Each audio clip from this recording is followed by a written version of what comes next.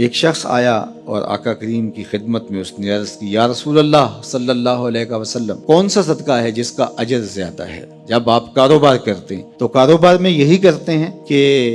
میں انویسٹمنٹ وہاں کروں جہاں نفع زیادہ آئے، تو یہ بھی اللہ سے تجارت ہے، ایسی تجارت جس میں نقصان نہیں ہے۔ نقصان تو یہ طے ہے نہیں ہوگا،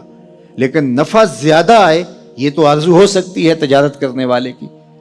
تو اس نے حضور کی خدمت میں آ کے سوال کیا، فرمایا کہ بہترین صدقہ وہ ہے اجر کے اعتبار سے،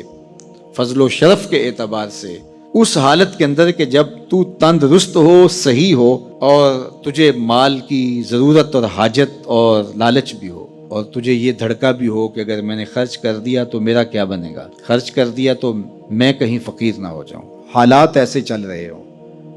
کساد بازاری کا دور ہو، اور تجھے یہ ڈر ہے کہ اگر میں خرچ کیا تو میں خود بھی تو فقیر ہو سکتا ہوں، اور تجھے اس پیسے سے جو تو خرچ کر رہا ہے نفع بخش کوئی کاروبار بھی مل سکتا ہے، اس سے تیرے رزق میں اور تیرے کاروبار میں اضافہ بھی ہو سکتا ہے، لیکن اس کے باوجود تو کرے، تو فرمایا یہ افضل صدقہ ہے۔ وَلَا تُمْهِلُ حَتَّى إِذَا بَلَغَتِ الْحُلْقُومَ قُلْتَ لِفُلَانٍ كَذَا وَلِفُلَانٍ كَذَا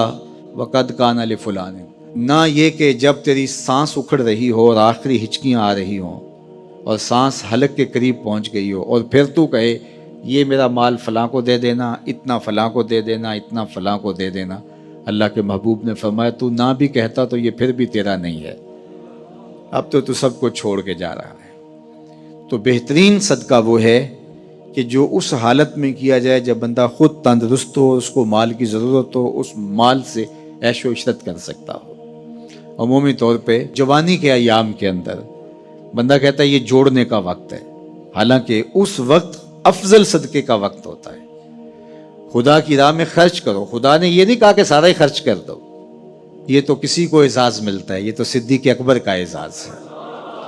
حضور علیہ السلام کی خدمت میں ایک اور شخص بھی آئے اور انہوں نے بھی سارا مال دینا چاہا، تو آقا کریم نے فرمایا نہیں، سارا خرچ نہیں کرو، اپنے بچوں کے لیے بھی رکھ لو۔ یہ اعزاز صرف حضرت ابوبکر صدیق رضی اللہ تعالیٰ عنہ کو دیا۔ اللہ اکبر۔ کہا کہ میرے دیے ہوئے سے کچھ دو، اب تمہاری مرضی ہے، تم جتنا دے سکتے ہو۔ وہ جوانی میں جب تم صحیح ہو، تندرست ہو، اس وقت تم راہ خدا میں خرچ کرو۔ شہیہن، تمہیں خود لالچ ہو، انسان کہتا ہے کہ اب میں پیسے جوڑوں گا تو جوڑتے جوڑتے جوڑتے میں بہت جو ہے وہ بہتری کی طرف چلا جاؤں گا، لیکن صدقے کو ان حالات کے اندر بھی ترک نہ کرے۔ تیسرا، تخش الفقرہ، کہ تمہیں فقر کا اندیشہ ہو کہ اگر میں نے دیا تو آج کل جو حالات ہیں تو میں خود کہیں فقیر نہ ہو جاؤں، لیکن امتحان یہی ہے جب ضرورت کو محسوس کرو، تمہیں خود فقر کا ڈر بھی ہو، پھر بھی راہ خدا میں خرچ کرو، تمہارا رب تمہیں فقیر نہیں ہونے دے گا۔ اس لیے کہ حضور علیہ السلام نے قسم کھا کے کہا، ما نقص مال عبد من صدقہ، میں محمد صلی اللہ علیہ وسلم قسم کھا کے ضمانت دیتا ہوں کہ صدقے سے مال گھٹتا نہیں ہے۔ اللہ اکبر۔ اور پھر وَتَامُلُ الْغِنَا، اور تم یہ سوچتے ہو کہ یہ پیسے ہم لگائیں گے کاروبار میں، فلاں جگہ پہ انویسٹ کریں گے